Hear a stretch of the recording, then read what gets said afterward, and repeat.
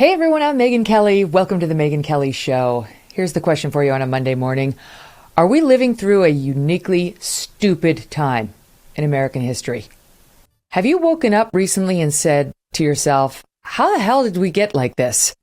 What happened to the America of 10 years ago? What's going on? Why can't we talk to each other? Why does everyone hate each other? Why is there no more truth? Well, we've got some answers for you today. And they're great. They're so insightful. I've really enjoyed preparing for today's interview. Here with us today to explain our societal lapse in intelligence, among other problems, is social psychologist at the New York University Stern School of Business, Jonathan Haidt. Jonathan is also the author of the New York Times bestsellers, The Righteous Mind, Why Good People Are Divided by Politics and Religion, and the absolutely brilliant and just game-changing The Coddling of the American Mind, which he co-wrote with Greg Lukianoff, who's also been on the show earlier talking about what's happening on universities and his work to sort of document it and fight for free speech. Now, Jonathan's latest Atlantic column from April is called Why the Past 10 Years of American Life Have Been Uniquely Stupid, and man, did it get everyone talking because of its brilliant insights. His mission is to use research on moral psychology to help people understand each other and to help important social institutions work better. So you can sense his frustration because those things are not going so well right now. Jonathan, welcome to the program. Thanks so much, Megyn. What a pleasure to be talking with you. Oh, the pleasure is entirely mine. Cannot wait to tap into your wealth of intellectual resources. So let's start with, because I love The Coddling of the American Mind. It just had such great insights, and it covered a lot of stuff that I'd been covering on the news for the previous 10 years because I lived it. And when I think about your latest round of research, I think about the birth of my children. I had a son in 2009. I had a daughter in 2011. And then I had a son in 2013. And so that's the time frame during which we lost our collective ever-loving minds as a country. Right? So like that's going to sort of the mark of their arrival corresponds with the time where our society just went nuts. It went nuts. And I know that we've felt it. I know the listeners to this show and the viewers have felt it, but perhaps not diagnosed. How did it happen? How? All the stuff that, Greg's been working against on college campuses and that led you guys to write The Coddling, all of that, it's so far beyond what it was when you looked at it. It's out of the frying pan and into the fire. Things have exploded. It's gotten so much worse. And I know we all know that. But why and how can it be stopped? Because you can't arrest it unless you understand it. That's where your latest round of research and writing and your next book come in. So let's start there on, weirdly, the Tower of Babel. Okay, explain that, what that is, and why that's your focus. Sure. So I've been a professor since 1995, and I love being a professor. I love universities, and it just seemed like all of a sudden in 2014. Something changed like in the fabric of space-time, and weird stuff started happening. And I saw some of that on campus here at NYU. And then Greg Lukianoff came to talk to me. We'd met through a mutual friend in May of 2014. And he said, John, weird stuff is happening. And he had a theory as to why. Well, it turns out our theory was partially wrong. We thought universities were causing this to happen. And now we know, no, this was a much bigger thing happening that affected Gen Z. It affected kids born after 1996. So your kids, my daughter is 12, my son is 15. So I've been trying since 2014 to figure out what on earth happened. Why did so many things change in such weird and strange ways? And I've always been looking for metaphors. I think we need metaphors to understand anything complicated, anything that doesn't sort of fit easily into our minds. And it was when I went back and reread the Babel story. It's a short little story in Genesis. And it's that the descendants of Noah are spreading out across the plain of Shinar, and they decide to build a city with a tower to reach unto heaven. And God thinks this is hubristic. Well, there are a variety of theories I've heard as to why God didn't like this. But in any case, God, he doesn't actually physically destroy the tower. What the text says, and this is the key line, he says, let us go down and confuse their language so that they may not understand one another. And so I reread that. I found that story again a couple of years ago and I thought, oh my God, that's it. That's what happened to us. Because it's not just a story about tribalism, like left versus right. That's been getting worse since the 1990s. It's a story about how everything has come apart. And if you have a group of people that are entirely on the left or entirely on the right, they're going to fight and find ways to fragment internally. So something changed. It feels like everything is crumbling since the early 2010s. And in the metaphor, is the new God social media? Or the devil, or the whatever you want to call it. But it's not a force for good. It's not a force for good. And so what I think, look, we've all seen dozens of articles about how social media is destroying everything and destroying kids. And I think why my article is a little different is that I'm a social psychologist. And I wasn't just saying, it's bad and here's why. I was really trying to dig into what exactly is it that it did to social relations? What did it do to communication? And so the story, I think the best way in is to put it in a narrative form, where once upon a time, we had this incredible time of optimism in the 1990s. Those of us old enough to remember the 1990s, when the end of the Cold War and new technology, and America even had a surplus in its debt for the first time in a long time. It was this amazing time of techno-democratic optimism. We thought that we defeated the Soviets, we defeated all the authoritarians. It's going to be liberal democracy from here on in.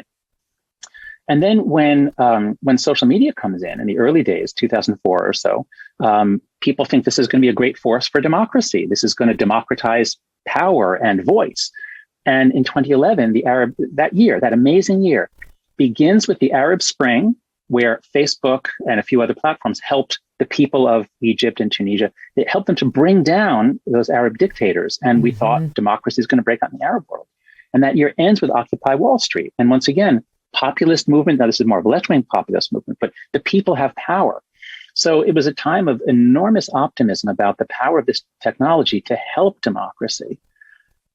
But then after that, everything turns around. And now democracy is on the back foot, as they say in Britain. And authoritarians, I know you had Tristan Harris on your show. Tristan points out that China is using this technology to make themselves better authoritarians, as it were. And it's making us worse Democrats, worse at democracy. So what I was trying to show is that the central problem with social media is that it doesn't actually make us communicate. It doesn't, we can communicate with text and Zoom and phone calls. There's all kinds of ways to really talk to someone authentically. But when you put something out on social media, you're performing. And then you wait to see what everyone says about it. And so it's this incentive that makes us want to perform at others to impress still others, often strangers. That's what warps everything. And that's what encourages us to just fight among ourselves constantly.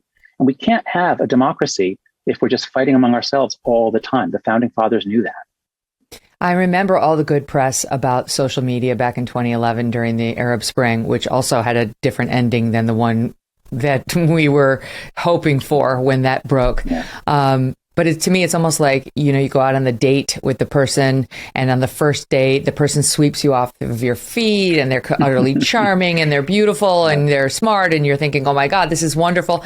And then you flash forward a few years. This is our relationship with social media as well. And the person's become a stalker. The person's extremely controlling. The person can't let go of you or your time. The person's made you less happy, right? Like this is the 30,000 foot zoom out on what's happened between us and social media. And by us, I mean our society, our world. It goes beyond America, as you do a good job of pointing out every time you get back to, is it just American girls that are deeply depressed? It's not. If you look at other societies, all of these things are spiking in sort of the Western world. And the beginning, the onset of it is always linked back to right when social media. It's not even just the creation of the iPhone in 2007. It's the birth and explosion of social media, which was the game changer. That's right. I want to, this is from your article. You write, something went terribly wrong very suddenly. We are disoriented, unable to speak the same language, back to the Babel comment, or recognize the same truth. We are cut off from one another and from the past. So I was feeling this just last week, or recognize the same truth. In the wake of the terrible Buffalo shooting, look what the country did, right? You must have been watching this, John. Like half the country went to, this is all to be blamed on the right, on the political right. I mean, there was literally an article in Rolling Stone saying that the shooting was a mainstream Republican type of ideology at work. And then, the right looking at it and seeing something very different and being I think, outraged that anybody tried to blame it on a political party as opposed to radicalization by a guy who was drawn to the internet and wasn't doing well emotionally, mentally, and so on. But it really is at the point where it's just two totally different truths. You know, if you watched MSNBC last week, you would have thought you are an evil person if you are a registered Republican. You are hashtag part of the problem of massive white supremacy and mass shootings in America. And you would have felt something very different had you turned into Fox News or any other more conservative digital media, right? And you could do that on any given week of the year. Mm-hmm. Yeah, that's right. Well, so the first thing to keep in mind as we go through this is that most Americans are actually pretty reasonable. Most Americans don't want to attack anyone, destroy the reputation. Most Americans are sick and tired of what's going on. Part of what social media did is it changed who has voice, as it were, because it's always the case. It's always the case that the people on the far right and far left are going to be more passionate. Whoever's more passionate is going to talk more. So they're always going to have more voice, more representation than the people in the middle. But when social media becomes very widely used, and this is really around 2011, 2012, is when most people now have a smartphone and now they can be on it every day, 10, 20, 50 times a day.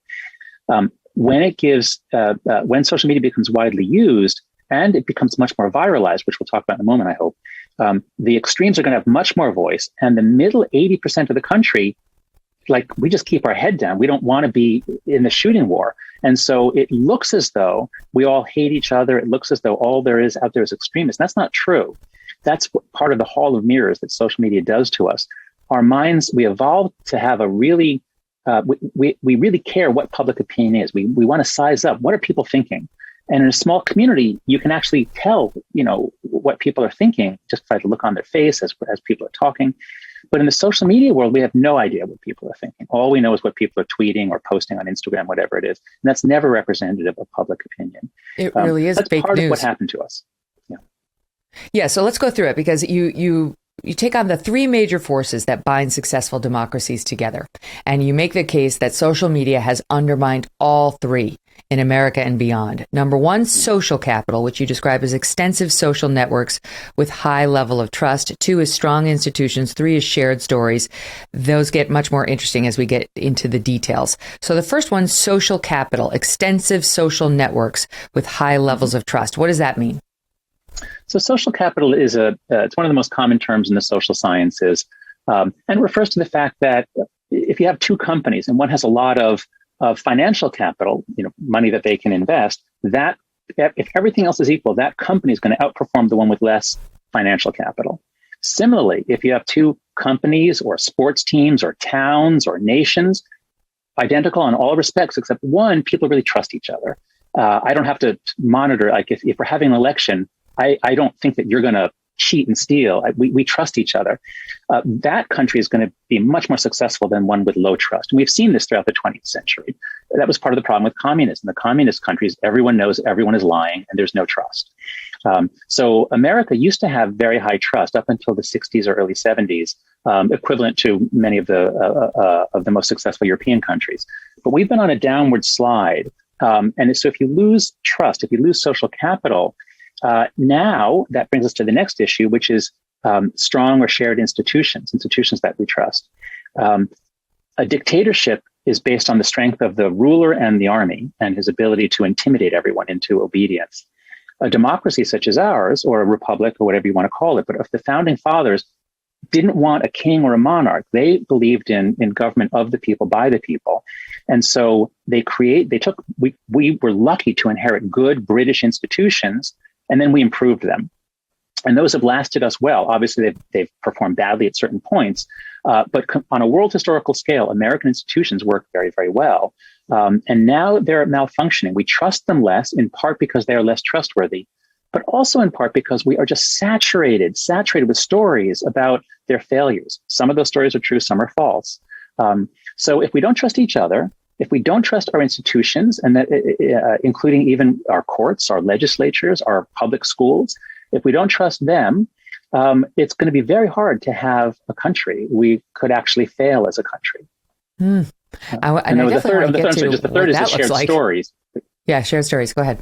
Yeah, the third is shared stories. So the secret to binding people together In my writing, I'm very interested in evolution. I look at how other species get cooperation, and it's almost always because they're siblings. Bees are the quintessential example. You can have, millions of bees or ants cooperating because they're all sisters.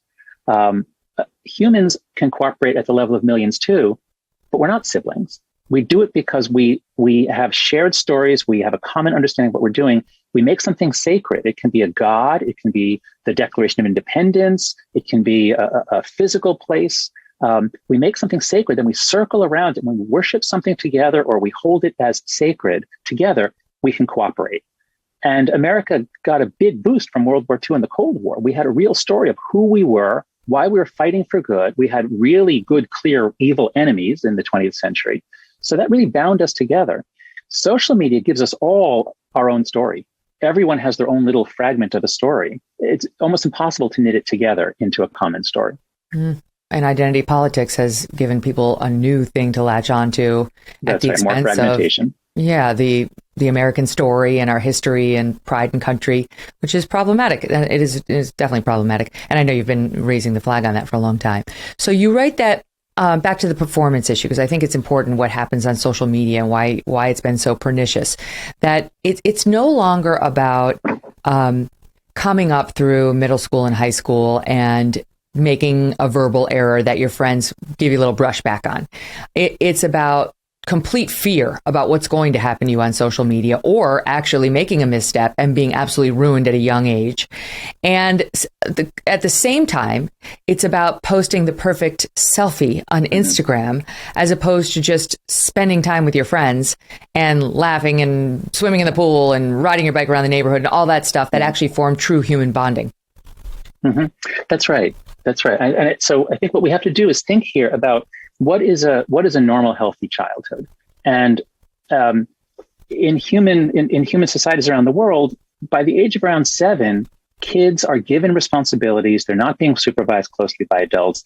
They can bring the cattle down to the river or whatever it is. They can certainly walk to the store and buy a quart of milk. And that was true all the way up into the 1990s. Kids had sort of normal human childhoods. But in the 1990s, America in particular, we freaked out about child abduction. And this, I think, is partly the saturation of cable TV and full-time, 24-hour news stations, and they focus on stories. For whatever reason, in the 1990s, just as the crime wave was ending, really, I mean, crime rates were way down, drunk driving was way down. There'd never been a safer time to raise kids or let them outside. Just at that time, we decided it's too dangerous, and we say, no, you can't go outside unsupervised. We also say, after school, no, don't go out and play with your friends. You have soccer practice or guitar practice or whatever it is. We basically took away childhood. And when kids don't get to practice those skills, as you were saying, you say something, you make a mistake, you learn. Kids have to make thousands of mistakes, and the consequences need to be very small so that they learn. Imagine if you were trying to teach kids how to do the balance beam, and they go out in the balance beam, but every time they fall, they're going to fall 30 feet into a pit of alligators or something. Well, whatever. Mm-hmm. They're going to get really, really hurt. Pretty quickly, they just wouldn't go out on the balance beam. They're not going to learn. So social media has made the consequences of a mistake so high, you never know if you could rise to even international infamy. We see clips of kids doing or saying stupid things. So I think social media didn't take away childhood. We sort of did that before social media came. And then social media comes in when kids are heavily supervised. The only place they can get away from adults is actually on, video games, which are not as harmful, but also social media platforms. And I think it completely distorts normal childhood learning, and it deprives them of the repeated experiences of trying something and failing or succeeding that they need to grow up. Mm-hmm. Yeah, no, it's truly that. I mean, when I have play dates at my house with kids, I don't let them go on their phones. I'm like, put your phones down. That's not, you're not here for that. It's, and my kids aren't on social media, and nor will they be until, they're old enough to overrule me. But I just find it so dangerous. And I understand now it's not necessarily the phone, it's the social media. That's the problem. And I think if more parents understood that, they'd relax a little. You can still get Johnny the phone, because what I hear from all my friends is, I need to pick him up. The other day he missed his ride and he called me, and I'm not willing to give that up. Mm-hmm. And you don't have to. Johnny can have the cell phone. Johnny can play video games and he can text with his friends. There'll be limits, I think, in terms of the time that phone is open and available. Right. But Johnny does not need to be on Facebook and Instagram and Snapchat and TikTok and YouTube and all these other forums that are really potentially dangerous, A, but also B, have really pernicious societal effects and effects on him. I mean, and we'll get to the suicide rates and the depression rates and so on. So it's like, this is not in Johnny's best interest and not in society's best interest. But the performance aspect, can you speak to that? Because that's something I think we see a lot as grown-ups. You can tell I have kids. Whenever you've heard adults as grown-ups, it means you have children. We see that as adults, but it's very present and in the face of teens. Mm-hmm. That's right. So if you wanted to train a seal to balance a ball on its nose, you would not explain the thing to the seal. You would not wait until the seal does it to give the seal a fish. You reward any progress towards the behavior you want. Same thing with training a dog. And this is called operant conditioning in behaviorism and psychology. Operant conditioning is incredibly powerful. And if you could reinforce your kids within 3 seconds of them doing a behavior, you could get your kids making their beds every morning within a week. So operant conditioning is very, very powerful. Now, what happened all of a sudden when kids got phones with touchscreens around 2009 to 2012, the iPhone comes out in 2007, but it's expensive. Very few kids have one. Around 2012, 2013, that's when kids' lives switched from mostly not being on social media every day to having a phone and having most experience come through the phone. And that phone is the most powerful operant conditioning machine ever invented. What's the first word you're saying before conditioning? Oh, operant. There are two kinds of conditioning. Pavlovian conditioning, which is like gets your autonomic immune system going, like Pavlov's dogs would salivate when they heard a bell. But the way you train a circus animal is called operant conditioning. You give them a small reward right away. Very, very powerful. Now, all of us who have kids, we try to get our kids to sit up at the table. We try to get them to eat well. We try to get them to write thank you notes. We want to we want to influence our kids. It's very hard because we don't have a little shock box, like shock necklace around their neck. We can't do operant conditioning to like train them like a circus animal. But Facebook and Instagram and Twitter and all these other platforms do. And so what we've essentially done is we've given our kids an incredibly powerful operant conditioning machine, and the people giving them rewards are total strangers. We've given over the training of our children to total strangers. And this, I think, is a big reason why Gen Z is in terrible shape. It's not a gradual change from the millennials to Gen Z. It's very, very sudden, right around birth year 1996. Kids born in 1998 are much worse off, much more fragile, much more depressed and anxious than, say, kids born in 1993 or 94. That's the end of the millennial generation. And so part of it is we've taken away childhood. In its place, we've given them this training machine, which is sick, which is inhuman. Oh, my gosh. And there's so much to delve into when it comes to the children and how they use these platforms and what it does to them. But just to take a quick step back, as you were talking about tribalism, really, because you were talking about who really has the microphone when we go online, and it affects our children and it affects us. Who are we listening to? And we've heard, I'm more center right, but we talk about how the left wing controls media, and the left wing certainly controls most social media. We'll see what happens with Elon. But at Twitter right now, it's a very leftist site, and it's dominated for the most part by leftists, but really just by partisans, by hard partisans. And that's indicative of most of social media, which people fail to factor in. I always get a great reminder of this, John, when I go to visit my two close friends in the Midwest. One lives in Chicago, one lives outside of Detroit. Two girlfriends I met many years ago. And you go to the Midwest, and sometimes you just get reminded, even though I know it's happening there too, of like normal people. Not like crazy New York hard partisans where I spend most of my time. And you write about what's the name of the study? Oh, the Hidden Tribes study that really actually proved this and proved who it is we are listening to, whether we realize it or not, when we go on these platforms. Mm-hmm. Yeah, that's right. So the Hidden Tribes study was an outfit from the UK. They did great research in Europe. They did an amazing study here in America. They interviewed, I forget how many thousands of people in 2017. And they, by doing various analyses, 8,000 Americans in 2017. This is from your article. And they found about seven clusters of people who gave similar kinds of answers to each other. And it turns out that the one on the far right, they call the devoted conservatives, that's where you'd find Trump's hardcore support. And they're very different psychologically from what I think they're called the traditional conservatives, I think it is, who are more like the conservative intellectual tradition, like Edmund Burke, Thomas Sowell. They're cautious, they're prudent, they believe in the importance of structures. And the far right group is more radical. They kind of want to burn things down. So there's a kind of they're not conservative, they're certainly not liberal. So there is a group on the far right. Now there's a corresponding group on the far left, which is also not liberal. Those are called the progressive activists. And those are the ones who have taken quality of outcome as their central good. That's what's sacred to them. And it's easier to achieve equality by tearing down the top than it is by pulling up the bottom. So they tend to focus, and this is true across eras, radical egalitarian movements tend to focus on pulling down the top.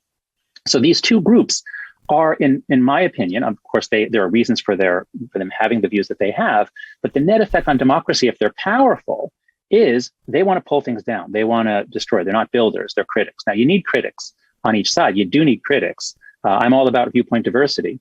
But what social media did was it took, let's say, the Republican coalition that Ronald Reagan had built, in which you had the business conservatives, you had the Christian conservatives, and there were always people who are psychologically more prone to authoritarianism. They were all part of a group, but the far right group didn't have as much influence. And all of a sudden with social media, they have much more influence and they're able to intimidate and basically push out a lot of the moderates.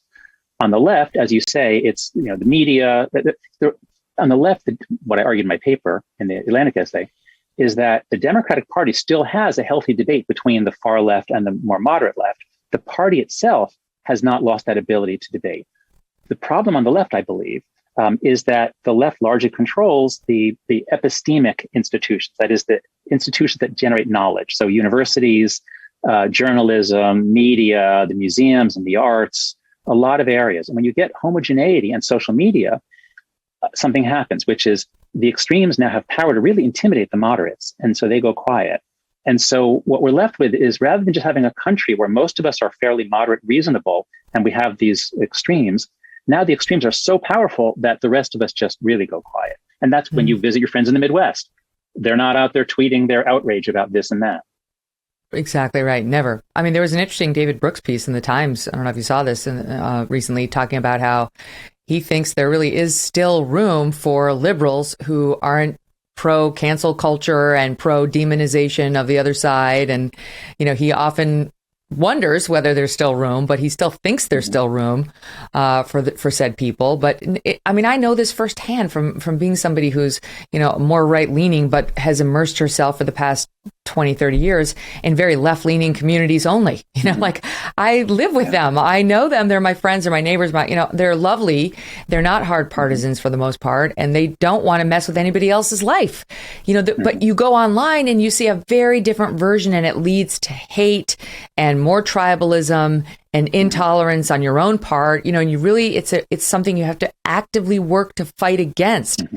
And I do think if I lived in a more red community, I'd be more subject to that narrative, because I wouldn't be surrounded all the time by people who are liberal and who are absolutely lovely and don't subscribe to any of this nonsense. Yeah, no, I think that's right. I'm very cautious about using the word liberal, because in America, we use the word liberal to mean left, and it shouldn't mean left. We can talk about progressives and conservatives. We can talk about the far left and the far right. I reserve the word liberal to a person who believes in the liberal tradition. That is freedom of speech, freedom of association, freedom of religion, economic freedom. We don't want to be telling people how to speak, how to dress, how to live their lives. We want to make room for people. That's the liberal tradition. And in Europe, they speak about right liberals and left liberals. So the problem, I think, our left is no longer liberal. Our right is no longer liberal or conservative. But to your point about depending on where you are, if you're in a partisan community, you are just deluged with evidence that the other side is horrible. And you'll see videos of people saying horrible, horrible things. And people on your side can list all the sins of the other side. But you tend to have no idea that an equally strong case is being made on the other side, where they are deluged by horrible things that your co-partisans have said. So, it's, why do you complain about the speck in your neighbor's eye when you cannot see the plank in your own? And it continues. Jesus says, first, take the plank out of your own eye. First, look at yourself, look at your side. Only once you understand that problem, now let's talk about the other team. Mm-hmm. And that's one of the things Tristan Harris was talking about how the social media companies have made it almost impossible. If you're relying on them, on your Facebook feed, on your Twitter feed for actual information about what's happening in America, good luck, because your feed has been totally manipulated to feed you only the things that will outrage you for the most part. You read about this as well. They want to make you upset. They want to make you angry. Cable news, same. And they are not in the business of delivering to you the truth, what is actually happening, a broader picture of America in the news. They're trying to upset you. All right, let me pause it there, John, and squeeze in a quick break. That's a good place to come back on. More with John Haidt, the one and only, right after this. Take a moment and think of the best burger you've ever had. Picture it fondly. It's got that little sear on the outside. It's got the perfect amount of cheese on it, in my case. Imagine your first mouth-watering bite and then throw it in the trash. Why? Because you're about to have a new and improved favorite burger. Imagine one that you like even more than that. I am talking about the American Wagyu burgers from Good Ranchers. The only thing that could make them better is that you could get 2 pounds of them free with my code MEGYN. You got a problem and I got a problem and we all have a problem. You may or may not realize it. It is a meat problem. The problem is that 85% of that grass-fed beef you buy now in stores and online, well, it's imported from overseas. God knows what the regulations over there are. Do not pay premium for a low-quality foreign meat. Good Ranchers sells 100% American meat and they deliver it to your door for a great price. Good Ranchers help solve all of our meat problem with free shipping. Go to goodranchers.com/Megyn now. Good Ranchers, American meat delivered. And if you don't buy the meat in your house, tell the person who does to check out Good Ranchers. John, it's not news now that they're trying to upset us on social media. I think most people have heard that at least once or twice. But you sort of link it to, you've got the development of the ability to like something on Facebook and retweet something on Twitter and then share something on Facebook. And all of this sort of builds to the place where you write the newly tweaked platforms were almost perfectly designed to bring out our most moralistic and least reflective selves. And the volume of outrage is shocking. It's been shocking. Mm-hmm. Yes. So if we go back to when these platforms were new, there was MySpace and Friendster and Facebook around 2003, 2004. They were just like, bulletin boards. I've got my bulletin board here. Look at these photos. Here's who I am. And I can link to yours. Totally not toxic. The early technology, I hope people will remember this, like in the 90s and the early internet, it was so exciting. And there were pockets of toxicity, but there was a real positivity around a lot of it. We were exploring this new space. So from 2003 or 4 to about 2009, social media is not particularly toxic. It's not particularly bad for democracy. And then what happens in 2009 is Facebook innovates. They say, because they're all about finding out engagement, they want to target advertisements to people. So they give you a like button, a button you can click to say, I like this. And that way you're generating a lot of data for them about what you like. And then they develop algorithms that can maximize the degree to which you're going to like something. Now, there's not necessarily anything nefarious about this. What's wrong with giving you more of what you like? But the net effect is that it's much more addictive because now you're getting reinforced more often. And you're strategically liking things, which is kind of, you're performing. You're doing a little performance. Like you think, should I like this? Should I not like this? Even more damaging, I'd say, is the retweet button that Twitter develops. And then Facebook copies it with the share button. So Twitter develops the retweet button. You click on something, not just to say, I like it, but you can now forward it to, let's say you have 500 followers, you forward it to your 500 followers. And if it's really outrageous, they might forward it to each of their 500 followers. And very quickly, you can get to millions and millions of people.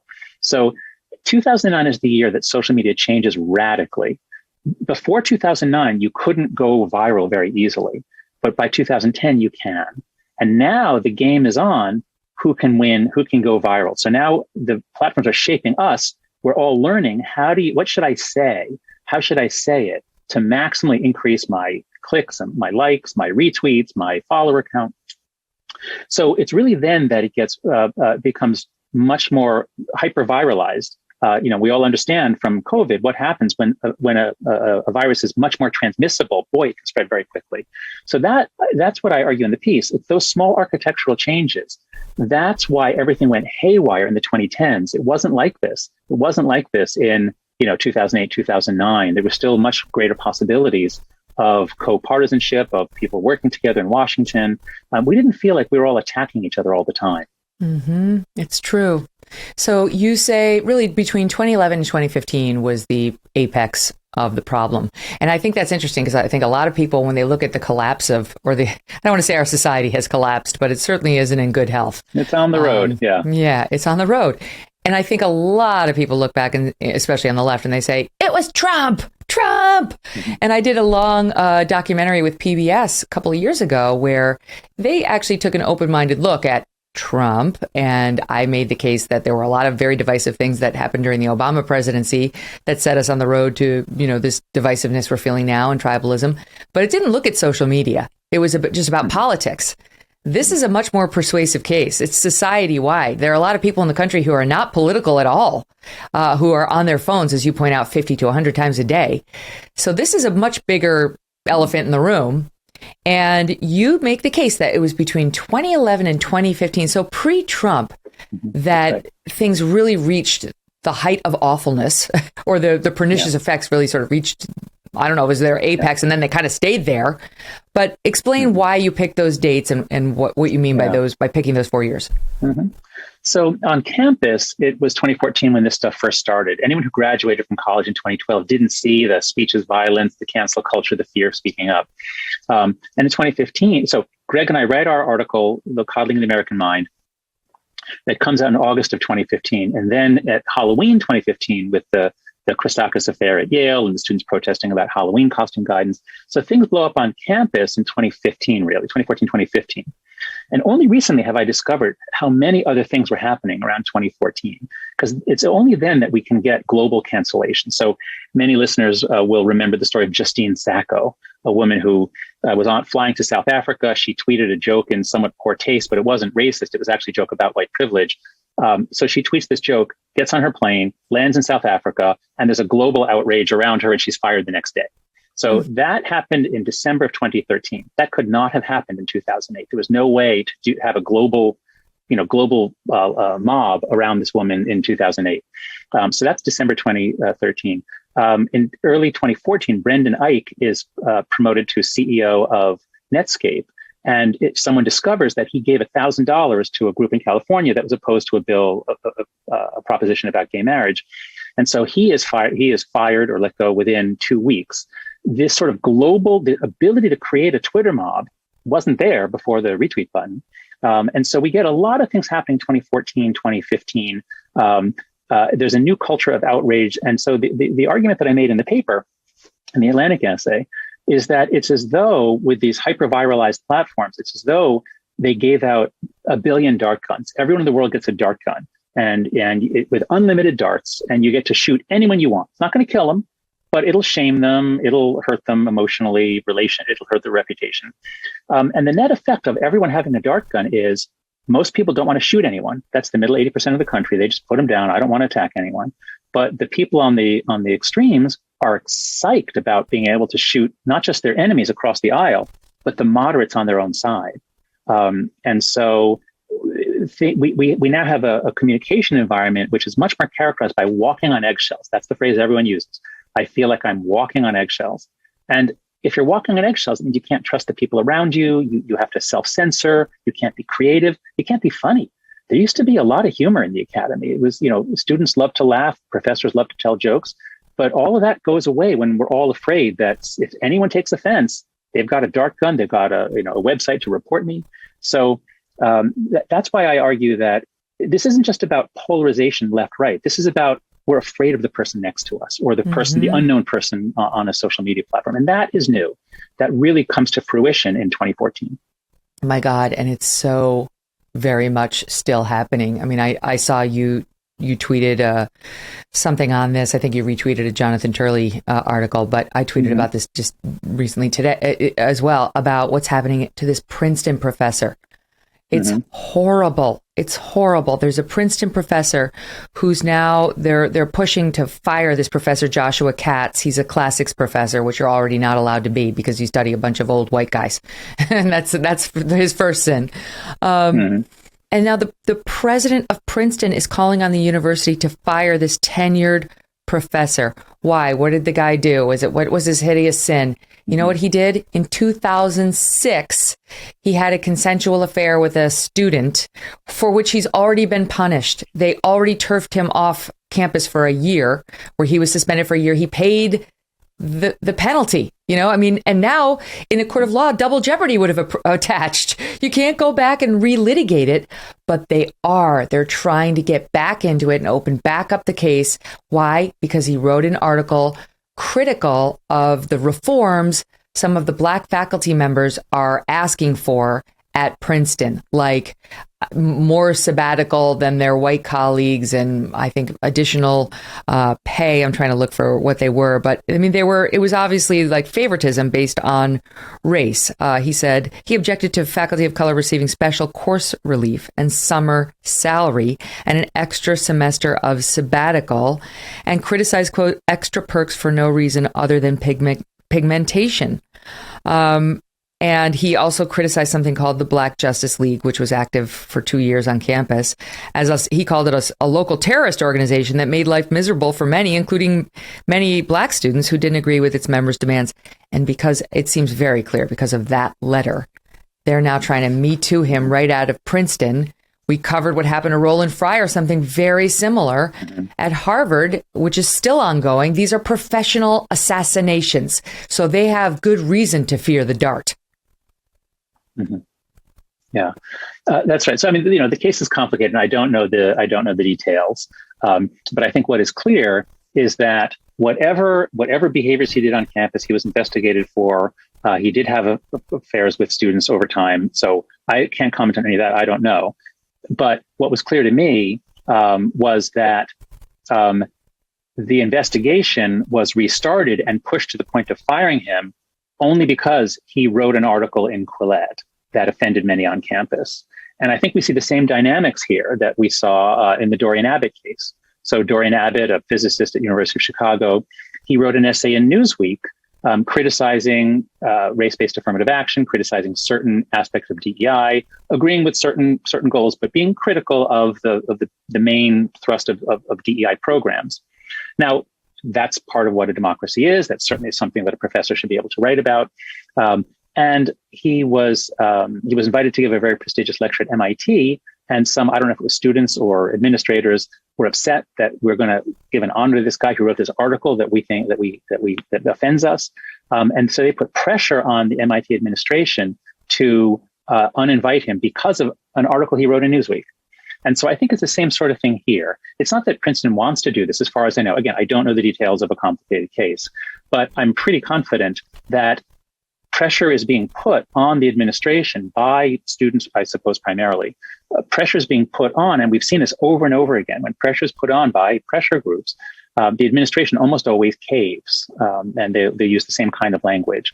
So that's why I think the principle here is if you say something that offends, if you say something violates the sacred values of a powerful group on campus, then if they can't get you for what you said, they do what's called grievance archaeology. That is, you dig up everything, you go back through all their tweets, you find something that you can get them for. And that is illiberal. That's part of due process. Is there's got to be a process to adjudicate bad behavior. We follow the process. If you're found guilty, you receive your punishment, and then that's it. We're done. And so, again, I don't know the details, but it seems as though Princeton is behaving this way because of internal pressure groups rather than I mean, I suppose if they could go back and investigate every single professor, they would find I hope they do. Of malfeasance. I hope somebody goes back right now and investigates the president of the university. This is me speaking. Christopher Eisgruber, who is the one who calling on the university board to fire Professor Katz. Go back. I'm urging the online people to go back. Go do an investigation on him. I guarantee you he's had some affair with some student or he's crossed some ethical line. These people are not pure. These are judges, they're not pure. It's right. No one is. That's what you learn in Catholicism. That's one benefit I had growing up. You have to be quick to forgive. Who among us has slow a sin? To judge, quick to forgive. That's right. Yes. And so you want to play this game? Let's play. Let's go. Look, I'm in. If these are the rules we have to play by, then let's play by them, because these people, like woke CEOs and woke college presidents, need to be taught a lesson that you come for me and I will sick the anti-woke mob on you. You did not lead a perfect life. It's the only terms they're going to understand. I can certainly understand the need for counterforce. I can certainly understand turning the tables, hoist on your own petard, all of that. But I've been studying the culture war for a long time. I study political polarization. And, in a military war, you can apply such force that you literally kill your enemy and can take their territory. But in a culture war, you can't do that. In a culture war, the harder you attack your enemy, the stronger he gets. The only thing you can do is you can either give them more ammunition by giving more anecdotes, more terrible things that people on your side have said. You can give them more ammunition or less ammunition. I'm not sure that John, this is look what happened with Disney and DeSantis, right? Disney's lost billions of dollars in stock value. All corporations are now, they're not commenting on abortion suddenly, and Disney's gone quiet on its woke agenda for the past few weeks. Why? Because they took a terrible hit for speaking out about this, and they got in a war that didn't really serve them well down in Florida.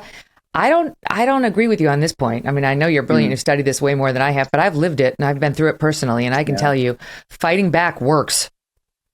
Okay. Now let's talk about it, because I really am not sure I'm right here. In fact, I think what I have here is just an insight, not an overall strategy.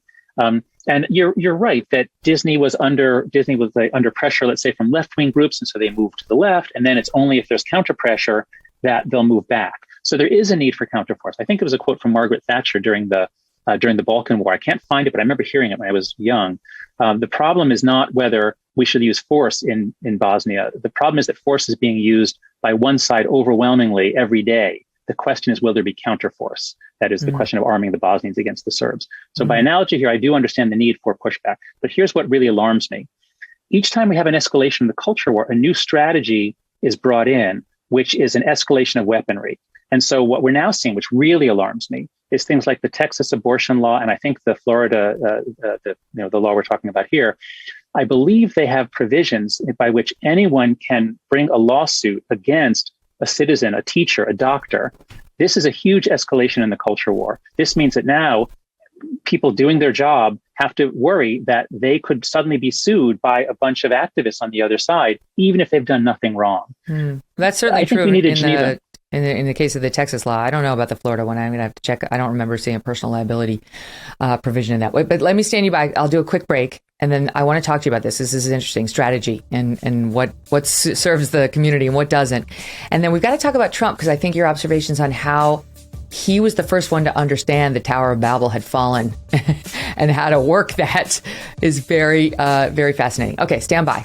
John's staying with us. And don't forget, folks, you can find the Megyn Kelly Show live on SiriusXM Triumph Channel 111 every weekday at noon East. The full video show and clips by subscribing to our YouTube channel, youtube.com/Megyn Kelly. Are the high fuel costs putting a damper on your summer vacation plans? Womp womp. From higher prices at the pump to a jump in airfare, it is getting more expensive to get away for a week. But what if you didn't need to? What if you could soak up those vacation vibes year round? Get yourself a Michael Phelps swim spa by Master Spas. Whether you want to stay close to home this summer or you just want to extend your break. When you come back from vacation, you feel kind of let down. You won't now. A Michael Phelps swim spa by Master Spas can transform your own backyard into an oasis. It combines the benefits of a pool with the therapy of a hot tub. Look at this. Doesn't this look enjoyable? Michael Phelps swim spas by Master Spas have a water current so you can swim, you can do aquatic exercises, and you can have fun with the kids. The water buoyancy will relieve pressure on aching joints. Enjoy pure relaxation in the massage therapy seats of the swim spa and reinvent your family time while you're doing it. You will love it. Your family and friends will too. Michael Phelps Swim Spas by Master Spas come in a whole bunch of different sizes that will complement almost any yard, even if it's a tiny backyard. Check it out. You won't believe. And since it's heated, you can use it year-round in any climate. Michael Phelps Swim Spas are 100% made in the USA by Master Spas. That's the world's largest swim spa manufacturer. Go to masterspas.com, put in the promo code MK, and you will save $1,000 on a Michael Phelps Swim Spa or $500 on a Master Spas hot tub. That's masterspas.com, promo code MK. John, so yeah, this has been a debate on the right in particular for a long time now, since cancel culture really sort of took over, how to fight back, what to do. And I think for a long time the effort was to say, stop it. And on the right too, that's what the Harper's letter was about, right? Saying just stop it. That was mostly liberals saying, we hate Trump. Yeah, right. We don't like Trump. This isn't about loving Trump, but this is about being truly liberal in the genuine sense of that word and allowing free speech, a principle you've been fighting for your entire academic career. And it's not working. So I think that has led a lot of folks in this battle, left or right, to say, all right, what would work? And I've come around to the belief of cancel them all, cancel Chrissy Teigen, cancel all of them. Now, I realize, depending on the institution that they're at, that may not be realistic. Joy Reid should have been canceled a long, long time ago, given her views, but she won't be. But at least you can get some skin in the game. I guarantee you this Princeton president has got something in his past he doesn't want coming out. And the only thing preventing it from coming out is journalists and people who are anti-cancel culture from taking out their own microscopes and magnifying glasses and taking a hard look. So the more you punish people for being this cruel, the less likely they are to dip a toe into those waters. Okay, so during that 9-minute break, I thought about what it is. I appreciate you pushing back on me. What I was saying, wait, this is just going to escalate things. And I realized what my concern is. So I've been studying polarization since about 2004. And the path we're on is towards catastrophic failure as a country. If we don't change what we're doing, the American experiment set up by our founding fathers who understood our liability to factionalism fighting, it wasn't clear that this experiment would work. Now it's worked very well on and off, extremely well. And now it's not working. We are headed, if we keep going this way, we are headed towards catastrophic failure. And so if you think about this is like a fight taking place on a ship. We're on a ship. The ship has been damaged. There's water coming into the hull. We've got the crew is divided into the red team and the blue team. And the red team and blue team are fighting. And what you're saying is, look, the blue team has been really unfair. It's time that the red team fought back using the blue team's methods. And there's a certain wisdom in that. But we can see where this is going to go. There's no way either side can win. So we just keep doing this until in 5 or 10 years, the ship sinks. That's what I'm trying to avoid. And that's why the last quarter of my article was not about how one side can win, because neither side can win. The last quarter was, what are the structural changes? What are the changes in Congress, changes to how we do elections, changes to social media? What are the changes we could do that would return us just to levels of hatred we had back in maybe 2008? If we could go back to those levels of hatred, then I think we can make it as a country. But on our current path, we're in huge trouble. So what I'm saying is, we need to think about structural reforms so that we can actually sometimes, in some places, talk to each other and even work together sometimes. Fair enough. I get that. But I see it more as like, and I understand your point of it's holes in the boat either way you do it, and that means the boat sinks. I see it more like there's generals up on the left and there's generals up on the right at the front of the boat, admirals, I guess, sailing it. Mm-hmm. And the left keeps taking out only one side's admirals. They just keep continuing to take down admiral after admiral after admiral who they think are on the opposite side. And the red team keeps looking at them saying, please stop doing that. That's not good for the boat. We're not going to make it if you get rid of all this brain trust up at the front. And the left just has the middle finger up. And finally, the right says, we're going to hurt some of your generals or your admirals. They're going too. And finally, the hope is that the offensive side will realize, well, this is stupid. We can't survive without our leaders, and stop the firing. And you think that's going to happen? Well, it's a shift in tactics. It's worth trying, reaching out across the aisle and saying, please don't. I mean, No. look, what difference did the Harper's letter make? Nothing. They were mocked. Everybody on it was like, and I love Thomas Chatterton Williams, and I thought it was a noble idea. It's just, you can't reason with these people. Okay. But there's no point at which the other side, whichever side it is going to realize, oops, we're wrong. We need to be more realistic. Like, that's just not going to happen. Why can't we destroy them? Why can't we make them afraid? Why can't we make them have skin in the game? Like, no, I just mean okay. think about it. This president of Princeton, if he really thought that I was going to devote the resources of my entire team over the next month to digging up dirt on him, which I 100% could and maybe will do, I think he'd be a little scared. I think he would. And I think if I found some young woman he slept with, this is made up, I don't have any information that happened, he'd be scared shitless that I was going to turn around, I was going to do it to him.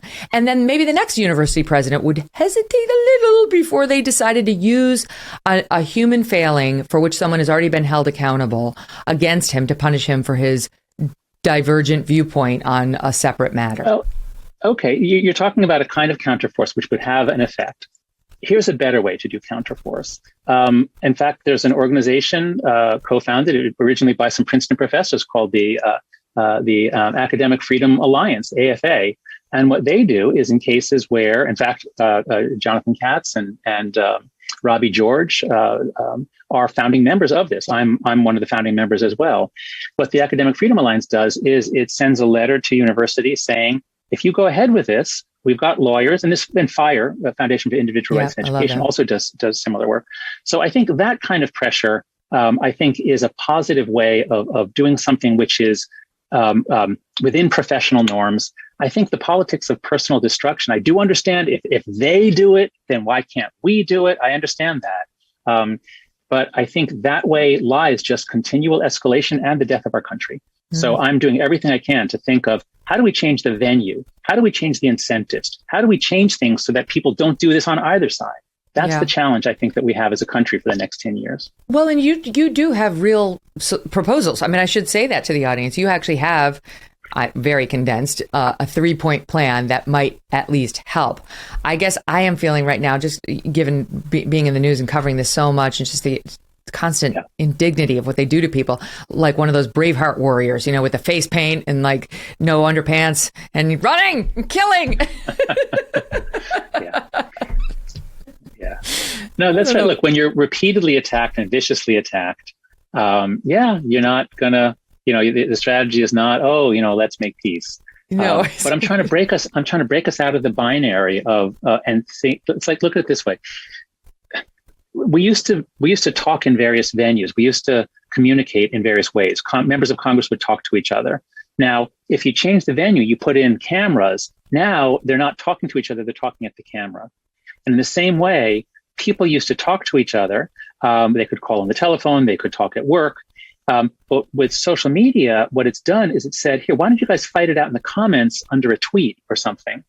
And it's almost as if they said, hey, we're a venue, we're a platform for people to talk to each other in the middle of the Roman Colosseum. All conversations are going to take place with an audience that wants blood. The audience is cheering for blood. And so when Facebook developed threaded comments, this was 2013, they said it's not enough that President Obama posts something and people can yell and scream at him in the comments. That's not enough. We want people to yell and scream at each other in the comments. And so anybody types anything, you can now respond to them and people can respond to you, and it's endless fighting. Why? Why do we have this? Well, I understand Facebook wanted to increase engagement and it worked. What I'm saying is, as long as our entire environment pushes us to fight with each other and be mad at each other and be drowning in outrage stories, there is no way out of this. We have to find a way to break this dynamic to get out of the Roman Colosseum. Mm-hmm. No, it makes perfect sense. Do you stand by that understanding, though? Because you're in academia, so your world has been completely saturated with this for I mean, it's up Yes. to the gills. Not every industry is quite that bad. And I do believe that and you make the great case that sort of the loudest members of cancel culture have a disproportionate voice. But I think the vast majority, as you also say, of the country is not with them. They don't really, putting political differences aside, I think the people who are pro cancel culture are a small minority with a very big voice. So why can't we destroy them? Why can't the society survive if we just destroy them? Because the rest of us, the vast majority of us, aren't for that stuff. I've said this so many times on my show. And then we can go, once we destroy them, then we can argue about abortion and the Florida law and we can do all the old fashioned arguing we used to do over politics. But this is where metaphors can either illuminate or lead us astray. And as the linguist George Lakoff said long ago in a brilliant book called Metaphors We Live By, we think about argument using the metaphor of war, and you just did that. Why can't we destroy them? Now, if we literally mean why can't we destroy them, what you mean is either kill them or lock them up or cut out their tongues or something so that they can't talk. I mean, hurt them so they will stop doing this. Wait a second. If you hurt people, are they going to stop doing it?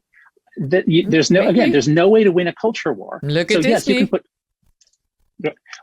Yes, you can have victories, you can have Pyrrhic victories. And this is something that the left has a lot of. So a Pyrrhic victory is from a story in ancient Greece where a general, I believe he wins the battle, but he loses so many men that he ultimately loses the war. Mm-hmm. And so I think what we're seeing is, my argument is that while I think the Republican Party has in many ways gone off the deep end more than the Democratic Party, but the cultural left has gone off the deep end much more than the cultural right. That's the asymmetry I wrote about. And that's what you're talking about is you've got all these institutions where the left is doing all these things. And what I'm arguing is that you can't beat something with nothing, and you can't shut people up by hurting them.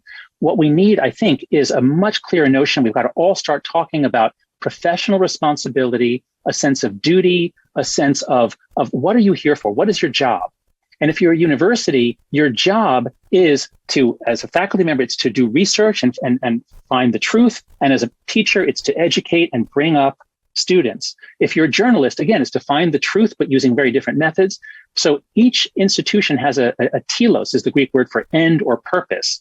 I think we're not going to end the culture war just by silencing our opponents. We've got to build something positive instead. We have to develop, the middle 80% of us, if we can develop a notion of basically do your job. We live in a diverse world. We live in a world with people have different views. Yeah. Well, I had a comedian on the show not long ago.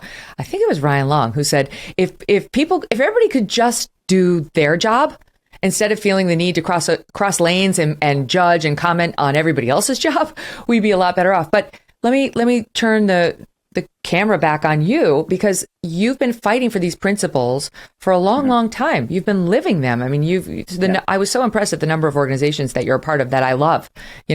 Heterodox Academy and Fire and all. We'll get to the Lek Row Project about children and so on. But it's not working. I mean, academia has been lost. And so what makes you think there's hope for it? So you're right that it has not been working so far. It is true that the concerns that Greg Lukianoff and I had in 2014, 2015 have spread far beyond the university. The universities have bought into a certain mindset that has brought them away from their core mission. So if we were to just say, okay, this is it, let's evaluate where we are now, I'd have to say the trends have been against us. But here's a reason for hope. When I wrote the Atlantic article that came out 6 weeks ago, today actually, I was expecting to get attacked from the left and the right, and nobody attacked me at all. In fact, hundreds of people wrote me, just regular people just wrote me thank you notes saying, thank you, I'm completely exhausted. What is happening to our country? I think what we're seeing is we had sort of mounting insanity throughout the 2010s. The pendulum kept swinging and swinging and swinging, and there was no sign it was going to swing back. And then, of course, after George Floyd and that year of COVID, things went even further, and a lot of schools implemented like Ibram Kendi style programs.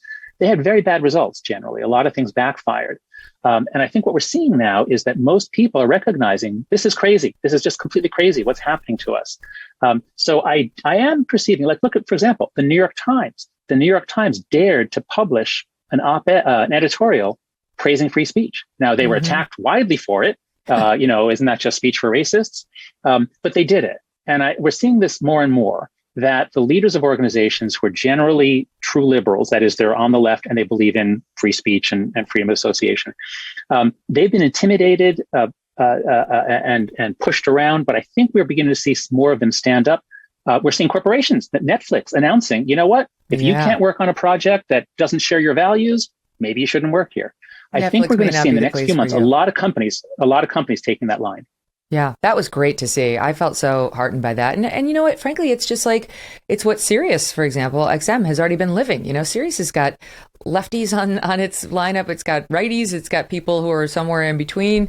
That's the principle of the organization. Let more conversations happen. There's a huge marketplace for ideas here, and you can go to the ones that you agree with. You can go to the ones you disagree with, but that's the American way. They never lost sight of that. Netflix did. And I think it took the Dave Chappelle crisis to remind them of their core mission and of what American people want. They don't want Netflix to be just this woke corporation that's shoving social messages down our throats that all align with one worldview. That's not a winning business model. I think they're starting to get that. That's right. The American people ultimately have good sense. And while it seems as though everything has been moving in one direction since around 2014, I do think that now, and here it's incumbent on people to stand up for principles, to stand up for the professional responsibilities, but to do it in a way that doesn't just trigger more outrage. This is my fear, that the dynamics of polarization and of a culture where are, hey, I'm so mad at you, I'm going to hit you hard, and then you get mad, you hit me hard. Breaking out of the cycle, carrying ourselves with more dignity, more civility, still standing up for principles. I think in the long run, I think this is the way to go. I'm not ceding that point. I still think it's time to fight. I could be wrong. I've got the Braveheart face paint on when it comes to those cancel culture warriors and woke university presidents who are casting judgment on everybody. But I'm open-minded, as always, to the possibility that I may be the wrong one. Can we spend 1 minute on Trump? Because I want to get to solutions and what you actually think might help. And there's an interesting law on the books, well, not on the books, but being proposed in California that might help with the kid internet stuff that we can talk about too. It's the first time I've ever seen a law in California that I think I might get behind. But I do think Trump is interesting because there's a line from your article that says, you talking about how you date sort of the crisis peaking to the years between 2011 and 2015, a year marked by the Great Awakening on the left and the ascendancy of Donald Trump on the right. Then you write, Trump did not destroy the tower, meaning the Tower of Babel, as we've discussed. He merely exploited its fall. And you add, he was the first politician to master the new dynamics of the post-Babel era, in which outrage is the key to virality. So good. Stage performance crushes competence. I really related to that. And then you say, and in which Twitter can overpower all the newspapers in the country and so on. That's it. That was like, as a politician, forget his policies. As a politician, that was the thing he got before anybody else got it. Mm-hmm. That's right. Yes, because in the mass media age, where there was some sort of professionalism in politics and journalism, you can question how good it was. But if someone said something atrocious, that could be the end of their campaign. There were certain principles and rules and processes that we understood from what you might call the pre-Babel era, when it was possible for a narrative to emerge about Jimmy Carter or Paul Tsongas or whatever candidate, there was a shared narrative that could emerge. But Trump wasn't paying attention to any of that. He was there tweeting. He was there saying outrageous things. And I think if he had run 4 or 8 years previously, I don't think he could possibly have gotten the nomination. He just happened to come in at this time when everything was shredded. There is no overarching narrative. There's wide distrust in institutions, and we have such high, it's called negative partisanship. That is, Americans since the early 2000s, we don't vote for the candidate we want. We vote against the candidate we hate. And so Trump was perfect for that dynamic. Trump benefited from it. Now, the fact that some similar things happen in Canada and the UK, certainly the universities are identical in Canada and the UK. The teen mental health crisis is identical, and they didn't have Trump. Now, I do think that Trump made our politics much more coarse. I think he greatly amplified polarization. I think he certainly drove people on the left insane, making them say and do things that then, they attacked people on the right with extra passion. And that's how our culture war got so much more heated. We're much more polarized than any Western democracy. And that's partly why we're in such trouble now. Hmm. I can't disagree with any of that. I think he saw the seam in the story and got himself in there and then totally exploited it. And it's why nothing could touch him. He called it the Fifth Avenue rule, that he could shoot somebody at Fifth Avenue and he wouldn't lose any supporters. But you saw it happen time and time again with the crazy things that emerged about him or from him during the campaign that didn't touch him. But I think that's interesting. And it concerns me that all the future politicians are going to think they have to do all the same stuff, that I would argue, yes, maybe it got Trump elected. Yes, it telegraphed to the base that he didn't care what the old party thought or did. But if it continues, it scares me about what we're going to get on an ongoing basis in the White House, because at least Trump did wind up having some good policies, at least from my standpoint.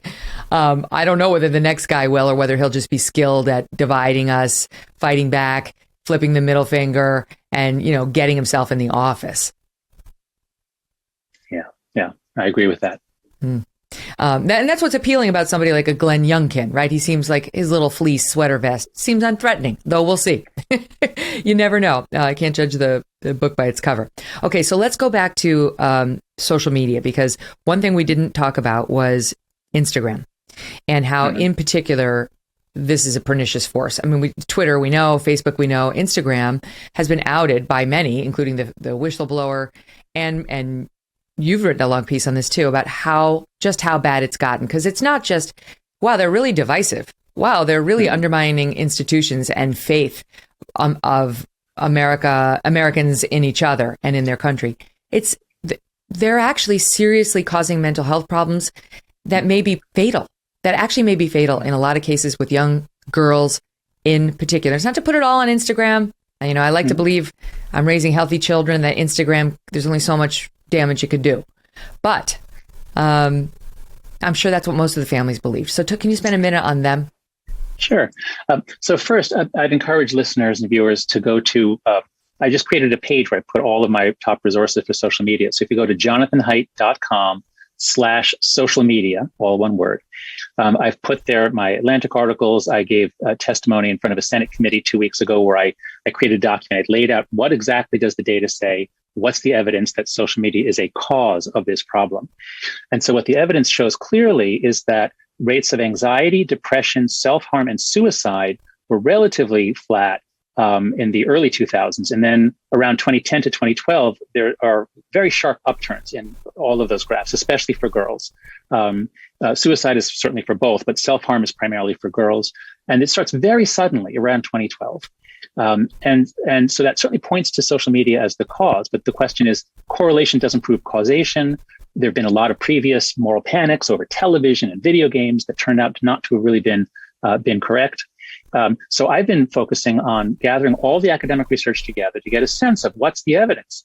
And it turns out the evidence is a lot of correlational studies that kids who use it more, especially heavy users, are 2 to 3 times more likely to develop depression or anxiety disorders. So there's correlational evidence.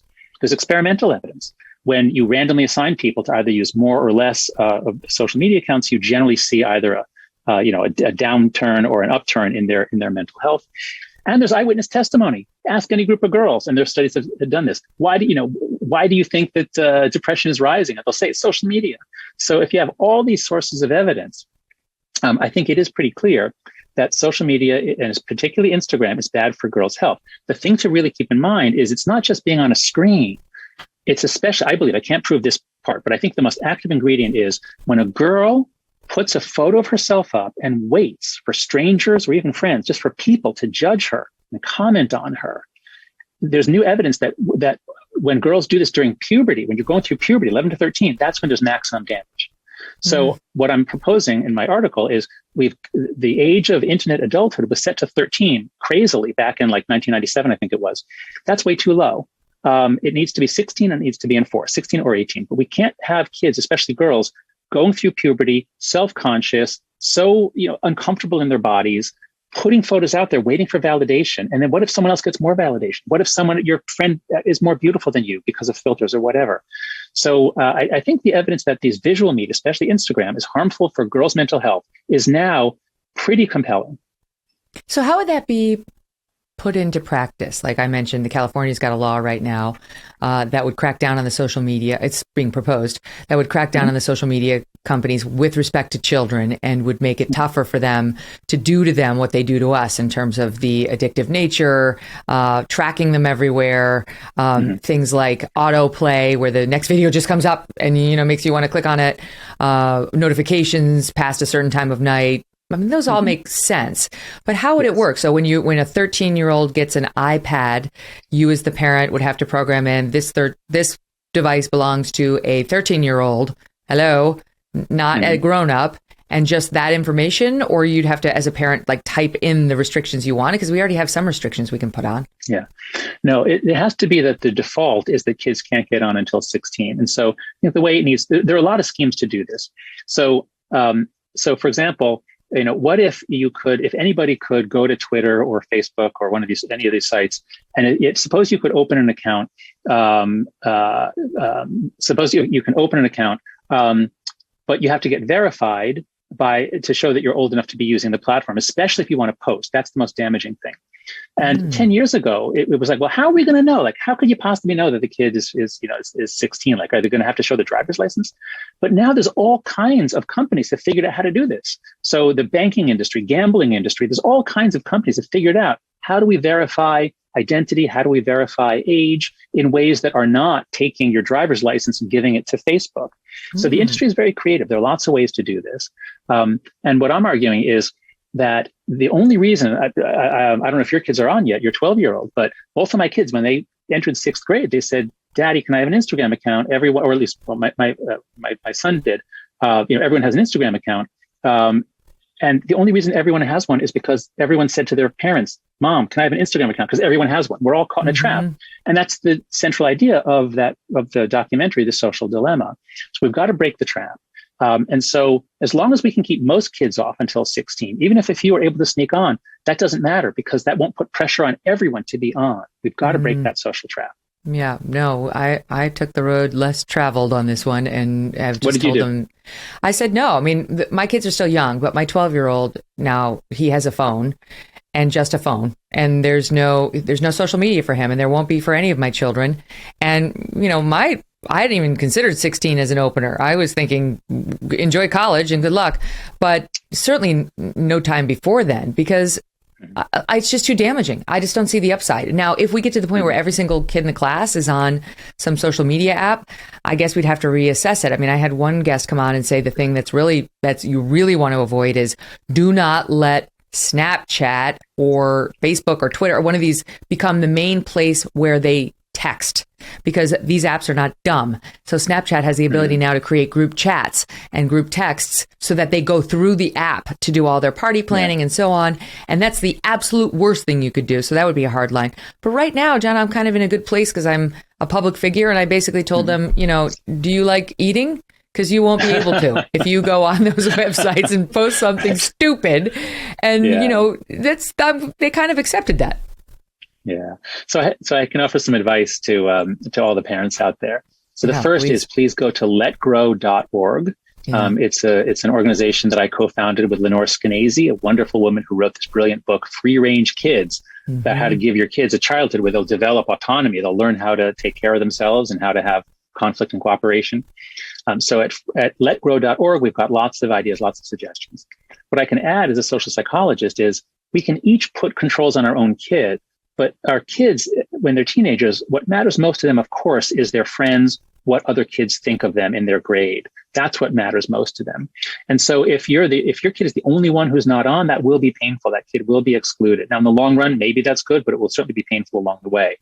Far better is if you can really make an effort to find some other parents that share your idea, especially parents close enough where your kid can walk back and forth. They can walk to each other's homes. So there's all kinds of ideas in Let Grow. There's all kinds of ideas on my website at jonathanhaidt.com/social media. This is a social dilemma, and we have to work together to break it. It's hard for us as individual parents to keep our kids away from these platforms. We have to try. It's so hard, I mean, I can definitely see a situation where somebody says, they're all drinking, or they're all smoking pot, or they're all vaping. And, if your kid's the only one, he's not going to get invited, in which I would be like, too bad, So social media is different, though, because it's basic communication. It's the way you set up a party. It's the way you set up a play date. It really can be exclusionary if they're all on one app and your kid's not on it. But I also plan on being like a little Inspector Clouseau if they ever, I am going to spy on everything and get ahead of problems because I do think, I don't really believe in trust when it comes to your teenage kids and social media. I believe in spying on them. Am I wrong, John? Well, yeah. So this is the difficulty, is that at what point do they learn to moderate themselves? Now, these platforms are so powerful. The lure of the reinforcement is so powerful that, if you don't do any monitoring, your kids are likely to lie. Look, they all learn to lie whenever you open an account. You just lie about your age. They all learn that. So what is the lesson we're teaching them? I agree with you. You have to monitor it, especially early on, especially when they're going through puberty, 11, 12, 13, 14, kids must not be on social media, especially on Instagram. But at a certain point before they go to college, you have to give them more autonomy. Yeah. My son knew that he couldn't have an Instagram account in middle school, but he's very responsible, very conscientious. When he joined the track team in 10th grade, now he's with a group of friends. He just went ahead and opened an Instagram account by himself, didn't ask me for permission, but that was appropriate in my family because he's really earned it. And so I don't spy on my son. I do trust him, and maybe he'll betray that trust, but you have to, of course, you have to go with what your kid is like and what the situation is. But we have to. The job of a parent is to work him or herself out of a job. That's something Greg and I say in our book, and it's hard with social media, but we have to try. I know, my God, I'm in denial about that fact because mine are still relatively young and it's painful to think about, but I know you are right. I want to talk a little bit about that, about the sort of the approach that you were speaking of in the Lecro project, because I'm a big believer in it, and the total lack of autonomy for children today is a massive problem, and it's feeding into this. We'll pick it up there with John Haidt after this quick break. Don't miss a moment. Don't go away. Are you tired of feeling like someone's always watching you on the internet? Maybe advertisers know a little bit too much about you, or you're concerned about the privacy of your identity? Using incognito mode will not solve the problem either. IPVanish VPN is here to protect your right to privacy and help you stay anonymous online. IPVanish helps you safely browse the internet without exposing your private details to third parties. You can use IPVanish on your computer, your tablet, your phones, even devices like your Fire Stick when you're streaming media. When you use IPVanish, all of your data is encrypted. IPVanish makes you virtually invisible online. It's that simple. IPVanish is actually offering right now an incredible 70% off their yearly plan for our listeners with a 30-day money-back guarantee. That is like getting 9 months for free. IPVanish, super, super easy to use too. All you have to do is tap one button and you are instantly protected. Take your privacy back today with the brand rated 4.6 out of 5 on Trustpilot by going to ipvanish.com/Megyn and use that promo code Megyn to claim your 70% savings. ipvanish.com/Megyn. John, the three proposals that you have, among others, but the three to sort of address some of these issues, the catastrophic fall of the Tower of Babel, include harden our democratic institutions, reform social media, and prepare the next generation. So let's go through those. What do you mean by harden our democratic institutions? Mm-hmm. The key to a healthy democracy is having good institutions. This is what distinguishes, if you go around the world, those places settled by Great Britain tend to have more stable democracy than those places settled by Spain, for example.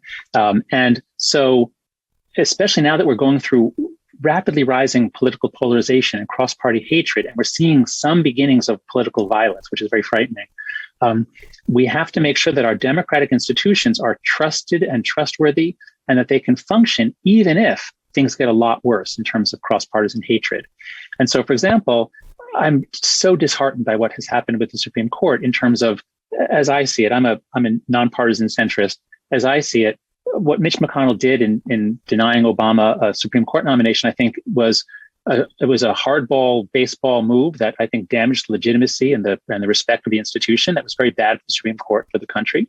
And now where we are is, many people on the left are not going to trust the Supreme Court. They don't think the current makeup is what it should be. Anyway, whatever you think about it, my point is just that it should not be as much of a partisan game to get the timing. The fact that we're picking judges based on, how old they are. No, just an 18-year-old term. A lot of people have talked about this. Everyone should have an 18-year term. Every president gets an appointment every 2 years.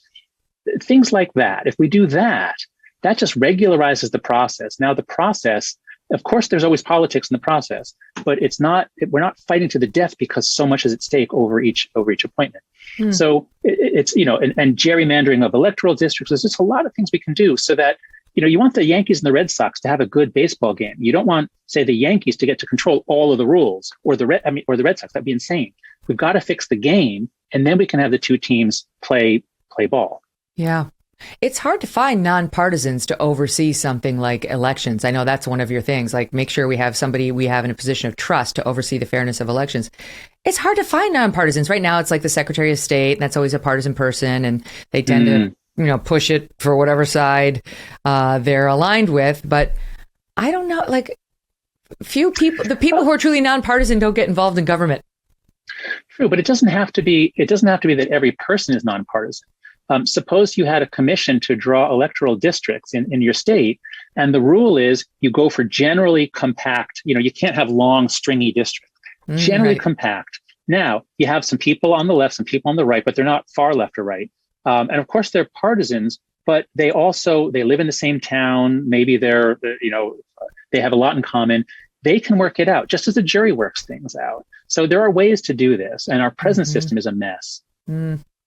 I'll add it just as an asterisk. I think that as much as I agreed as a legal matter with Citizens United, I do think it opened up such a floodgate of corporate cash into campaigns that it made individual politicians beholden to like one donor instead of feeling any need to work across the aisle. Yeah.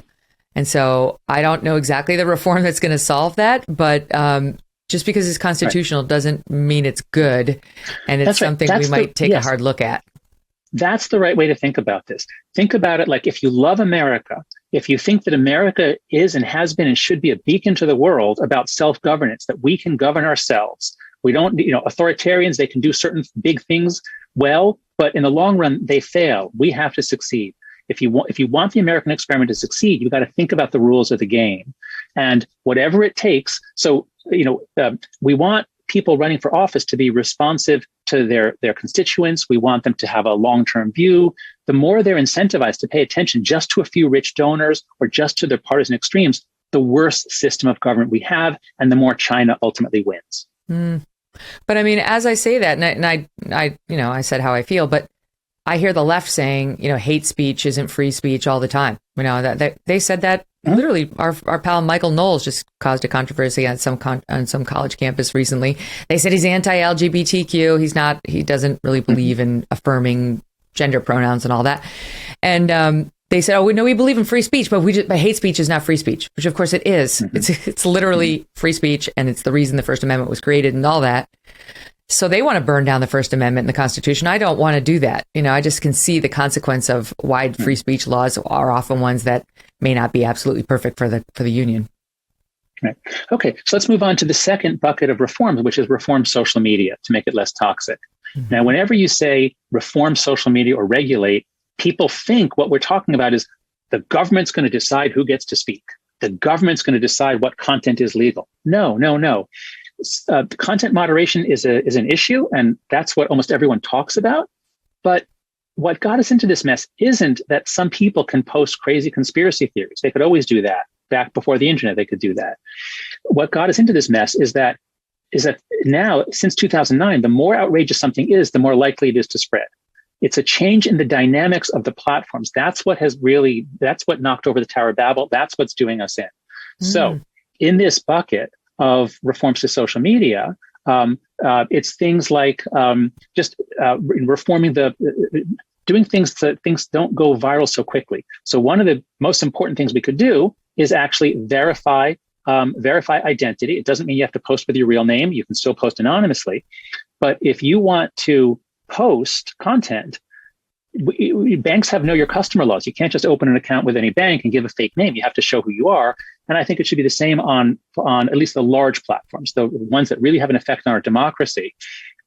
You can open an account, you can see what's going on, no problem. But if you want to reap the advantages of these viral dynamics on a platform that has a special protection from Section 230, the platform has a minimum obligation to verify that you're a human being, you're not a Russian agent or a Russian bot, that you're old enough to be using the platform. And actually, Elon Musk tweeted this. He said, authenticate all humans. So whether we're just authenticating that you're a human, whether we're authenticating that you're a human, you're old enough, but a few things like this, that would knock out almost all the bots, and it would reduce some of the really nasty behavior. Now, who wants to be in a place where you say something and you're just attacked by thousands of accounts? We need to make these platforms, if they're going to be important to our democracy, we need to make them places where people aren't afraid to speak up. So that's the second bucket of reforms. Yeah, and there's a second layer of what do we do to protect our children. We talked about that in terms of online. Then the third is very interesting, and I love it, and it's a cause near and dear to my heart. Prepare the next generation, and this relates to the Let Grow project. Your position is, and I share it entirely, treating kids as fragile makes them so.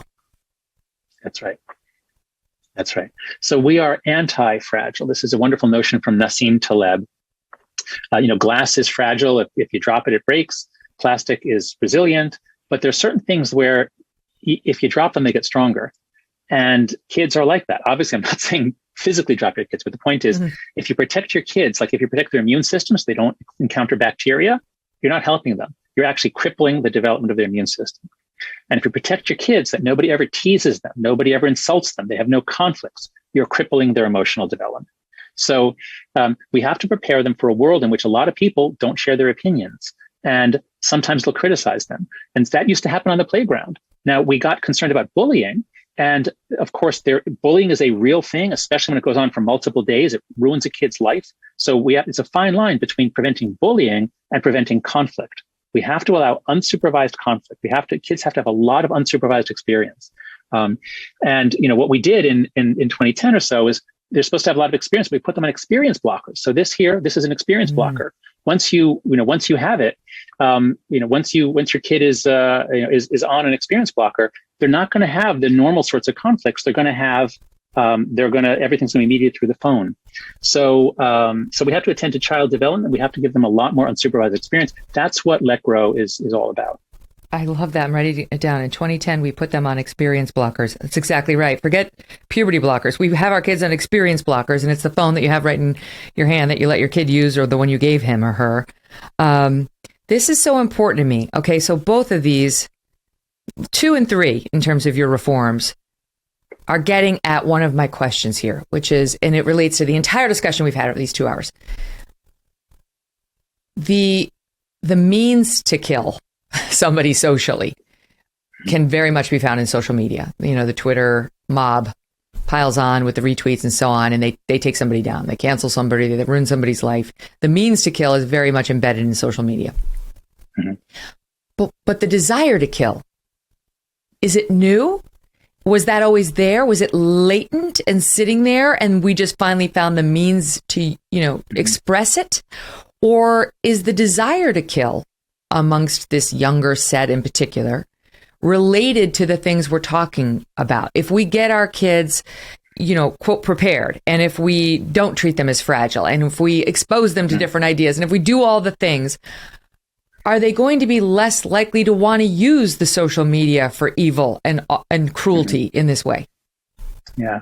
Well, I think if they're mentally healthy, I think they will be stronger and kinder. And I think if you are anxious, insecure, and fragile, you're more likely to seek solace and comfort in a mob, in a movement, in a group. And when that group engages in something, you're going to want to fit in with that group. You're not going to have the guts to stand up against it. So I think for so many reasons, look, our kids' mental health is plummeting. I mean, this is a humanitarian crisis. This is a national crisis. The Surgeon General recently put out an advisory basically saying we have a mental health epidemic in this country for teenagers. So I can't say that if we give kids normal childhoods and we let them have conflicts and experiences on the playground, let them make teams, and let them enforce rules, that's going to certainly be good for their mental health and their development. I can't say that's going to keep them from being nasty on social media. In fact, look, you and I know a lot of the people attacking us, almost all of them are adults. They had normal childhoods. So preparing them for adulthood alone isn't going to stop the viral dynamics. That's why I keep focusing on the architecture. It's not about content moderation. It's not about saying, oh, you can't say that. You're not allowed to say that. That's a dead end. We're never going to agree on that. We can't. It's very difficult to find truth. What is true in a tweet or a post? But we can change the dynamics so that at present, the nastier you are, the more outrageous you are, the more successful you are. Now I get it. It's the same way you wouldn't go to a kid who's mentally struggling and say, with sort of a layout in front of him, here are all the ways available to ending your life. No sane human would ever present that to a kid who is struggling. Right. And the same way, we shouldn't have social media companies sort of presenting to them the panoply of ways that their mental fragility can be exploited and used against others and sort of used for nefarious purposes. I want to say this. This is from the Let Grow Project, as far as your mission.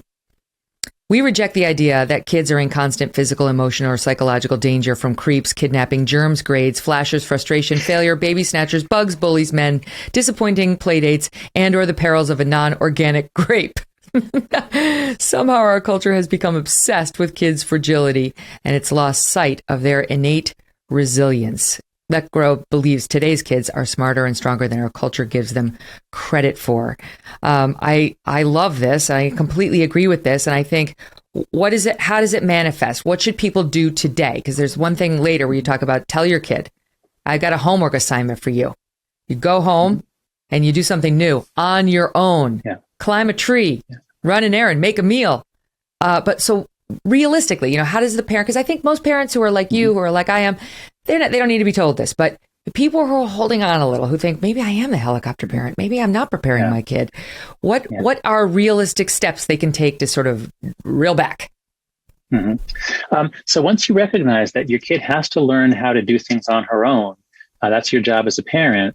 Now you can say, okay, well, let's talk about the things you could do on your own. And if you've never walked, if you're 6 or 7, you've never walked the dog on your own, would you like to? So if you sit down with your kid and you say, what are some things that you think you can do? Do you think you can go to the store and get milk for us? You'll find that the kid actually wants to do things. Now, what we suggest at Let Grow is do this in elementary school. Get your elementary school to do it so that all the kids are doing it. And if all the kids are coming up with something to do with their, at home, an errand, make dinner for us, whatever it is, it's an amazing thing that happens when the kid does this. They're bursting with pride. And then they do it. They want to do it again. So when my daughter was 6, we had her bring me lunch here in New York City. She had to cross a somewhat busy street.